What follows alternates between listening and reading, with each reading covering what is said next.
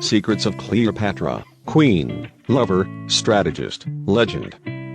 Birth and background.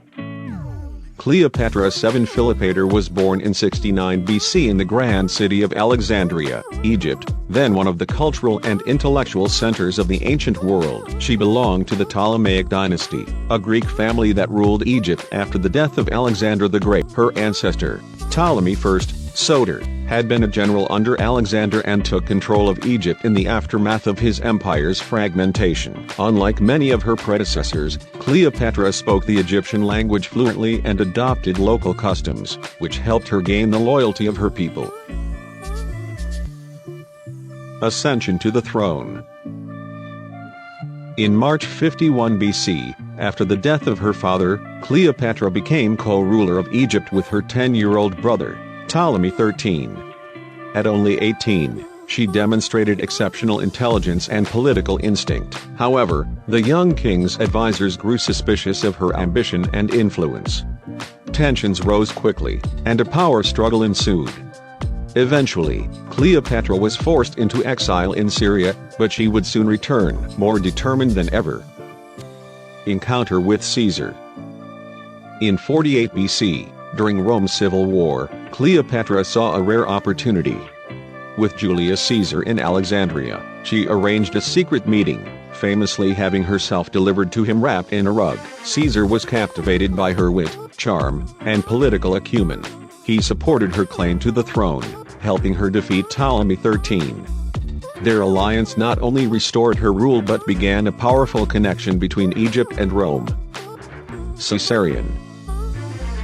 A year later, Cleopatra gave birth to a son named Ptolemy XV, better known as Caesarean, meaning Little Caesar. Though Caesar never formally recognized him, Cleopatra presented him as Caesar's heir. She visited Rome in 46 BC, living in a villa provided by Caesar. Her presence caused political tension, especially with Caesar's Roman wife, and raised fears of a dynastic shift. Love and power with Mark Antony.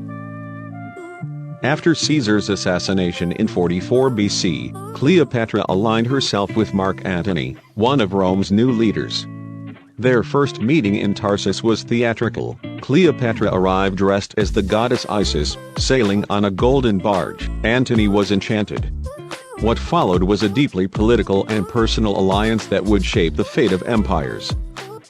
Royal family and ambitions. Cleopatra and Antony had 3 children: Alexander Helios, Cleopatra Selene, and Ptolemy Philadelphus. Together, they dreamed of a vast Eastern Empire, blending Roman power with Hellenistic culture. Antony even distributed Roman territories among their children. But this display of ambition alarmed Octavian, Caesar's adopted son, who began to prepare for war. Battle of Actium. In 31 BC, the fleets of Antony and Cleopatra faced Octavian's navy at the Battle of Actium. Despite their strength, poor coordination and desertions weakened them. Cleopatra ordered a retreat, and Antony followed. The battle was lost, and with it, their dreams of empire. Tragic end. With defeat imminent, Antony took his own life. Cleopatra, captured but defiant, refused to be paraded in Rome. On August 12, 30 BC, she ended her life, perhaps with the bite of an asp hidden in a basket of figs. Her death marked the end of the Ptolemaic dynasty and the beginning of Roman Egypt. For more stories of great historical rulers, subscribe to Historic Rulers and hit the bell icon so you don't miss any videos.